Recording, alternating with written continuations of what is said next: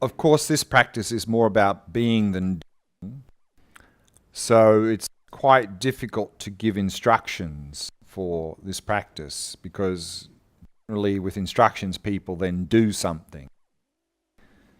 And of course, as a beginner, we need a little bit of instruction to remember what the practice is. So the instruction is be aware. And again, we tend to live in a world of duality because of conceptual mind.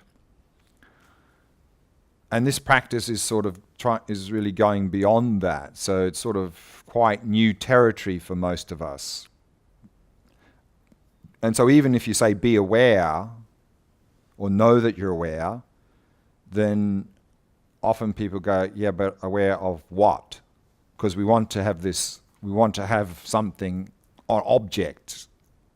So in the previous practice we did, observing the mind, one of the analogies that's often used is that the mind is like the sky and the thoughts are like clouds moving through the sky. So using that analogy for this practice, we are being the sky. Whereas in the last practice, we're observing the sky and any clouds moving through the sky. So this practice is experientially much more non-dualistic than the previous practice, of course. So again, it's a little bit difficult then to give instruction because it usually kicks us into this dualistic mode. So we just try to drop that as much as possible. But again, as a beginner, we'll need those little reminders and say, okay, that is conceptual, but that helps us to get into the practice. And then eventually we don't need those reminders and we can really drop out of that conceptual mode and just really be awareness. Takes time. So what we are looking at, it become us? That's what you mean by this? Become us. No, like that's what you mean by non-dualistic? Yeah. What we need to realize is that this is a Shamata practice. And then where often people go astray in this practice is they start asking questions like, who's the observer? And things like that. That's not appropriate in this context. That's Vipassana. When you start asking who's the observer and is there a separate observer and where is this awareness that I'm resting in? This is all Vipassana questions. So to entertain those questions here is the wrong context, so just let go of that. In this context, we're not interested in knowing where is this awareness, who is the observer, all of that is Vipassana. And so we leave it till then. So here we're just resting in awareness, that's it, to cultivate a calm, clear, focused mind so that later in Vipassana we can ask these questions and come up with some sort of answer. But actually on that point, we're going to now, in the next meditation now we do before lunch, we're going to introduce a little bit of this questioning. But before that, there's a question here. I'd like to know what stage it is and what not to do. It's the first time I feel there's no shape and no shape. It's like I'm in awareness and maybe I'm floating. Usually I have a knee pain, no knee. Mm. Yeah, good. So, yeah. I mean, again, it's that it's like the analogy of watching a program on TV at home. If you're really fully there can be a dog barking outside. It doesn't register. It doesn't register. So similarly here, if we're just resting in awareness, all those appearances are not registering. And particularly with your example of the knee pain, I mean, actually what's there is just sensations. yeah, it's like So, warmth and right. But if we are fully in this practice, we may not even notice these sensations. But if we're nearly fully in the practice, we may notice the sensations, but because we're quite in the practice, we're not having our normal grasping like, oh, that's pain, I don't like that. All of that sort of conceptual activity's dropped away. So you may notice some vague sensation, but it may be just sensation and not even acknowledging it's my sensations. Exactly. The sensation came only when I asked what's going on. I don't Exactly. So this is a sign. The fact that it's not pain and so forth is a good sign that we're not getting caught up in these appearances. Another thing that was present, what was present is gratitude. Gratitude, yeah. Yeah, like, Yeah. wow, no problems. Yeah. And I have problems. Yeah, exactly. So this is, I think, what I find is that people, if they understand what the practice is, if they go beyond the I want to do something, and they start to get into the practice, I often find people very much connecting with this practice. And I think one of the reasons, one is that we get out of this blah, blah, blah mode and we go, oh, that's nice. But the deeper reason is that, I think this is what you're touching on, is that we are starting to really touch on our true inner nature. We're sort of like coming home, and we sort of sense that. So this is the bridge into the Vipassana. Yeah. How come that when we are looking on something, so we're supposed to think that we are non-dualistic with this? But no, we're not supposed to think. No, but you know what I mean. But when we think about it, when we suppose not to identify with our thought and to see the dualistic thing with our thought, but when we focus on something that I don't understand how we make this like when we look at like what you said, that when you look, we observe something, we are like in duality. We are in duality with this. Yeah, so this is all Vipassana, so I'll give a brief answer because it's not really the context for what we're doing here, is that we have this distorted view of reality.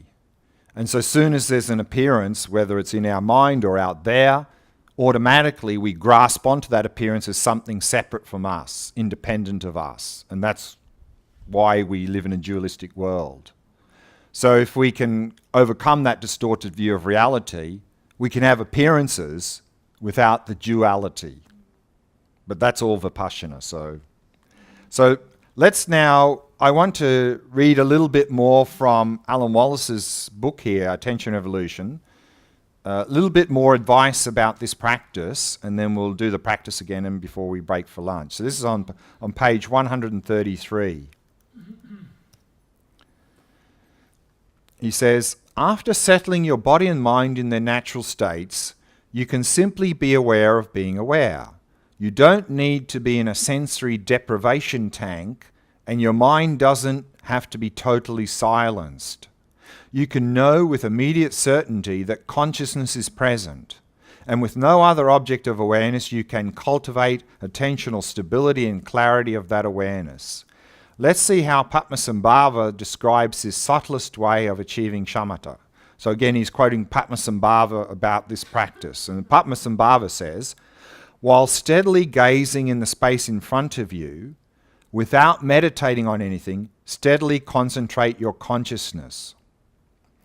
Increase the stability of attention and then relax again. So here he's doing the balance. So if you're finding you're going into dullness, then you sharpen your focus. If you find you're getting agitated, then you relax. So balancing. But now he says, occasionally seek out what is that consciousness that is concentrating. So he's saying, now ask a question, who is doing this? Who is concentrating? This is Vipassana.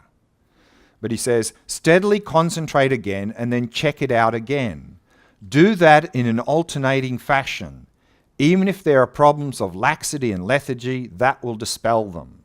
So what he's doing here is he's introducing questioning, Vipassana questioning, in the context of Shamata, for the purpose of sharpening the focus. Because if we ask a question like, who's observing, we have to pay very close attention.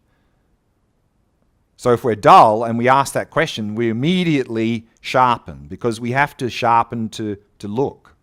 So he's using this questioning to help us to overcome that. So he's saying a little bit of questioning and then let go of the questioning. And then if you get dull, a little bit of questioning again. So even though it's a Vipassana, it's for the purpose of sharpening the focus. And then he goes on and says, cast your gaze downwards, gently release your mind, and without having anything on which to meditate, gently release both your body and mind into their natural state. So here he's talking about if we get agitated, tense, or distracted, then one thing we can do is lower the gaze, and then you release your awareness and relax completely. So that's overcoming tension. Having nothing on which to meditate and without any modification or adulteration, rest your attention simply without wavering in its own natural state, just as it is. Remain in that state of luminosity, another name for clarity, and rest your mind so that it is loose and free. So now he's describing this, if there's tension, just release that and rest in that very relaxed state. He says, alternate between observing that which is concentrating inwardly and that which is releasing. If you think it is the mind, ask, who is it that releases the mind and concentrates the mind? So again, some questioning. Steadily observe yourself, then release again. By so doing, fine stability will arise, and you may even identify pristine awareness. So identifying pristine awareness means to identify or realize the nature of the mind. So he's saying this is helping to improve our clarity of our attention in Shamata, but it may actually lead to an insight into the nature of the mind. And then he says, if you become muddled and unmindful, you have slipped into laxity or dimness. So clear up this problem, arouse your awareness and shift your gaze. So again, if you're falling into dullness, sharpen your focus, and shift your gaze means elevate your gaze. So if you're getting dull, bring your gaze up. If you're getting agitated and distracted, bring your gaze down. If you become distracted and excited, it is important that you lower your gaze and release your awareness. If samadhi arises in which there is nothing of which you can say this is meditation and this is conceptualization, you are slipping into a stupor. So meditate with alternating concentration and release, and recognize who is meditating. In so doing, recognize the flaws of shamatha and eliminate them right away.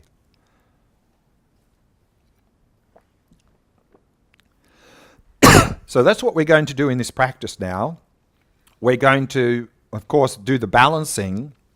If we get agitated and tense, distracted, lower the gaze, release your awareness, relax completely. If you're getting dull, raise your gaze, sharpen your focus. But also, what we're going to do in this meditation is we're going to bring a little bit of questioning in, which is actually Vipassana. Now, when you do this questioning, or when I give the question, what we don't want to do is try to intellectually answer it. What we are to do, as with any Vipassana practice, is look, observe directly in our experience. But remember, we're really only introducing this questioning here to help us to sharpen the focus, to really overcome dullness. But we'll bring it in a little bit and see what happens. So let's do that practice again.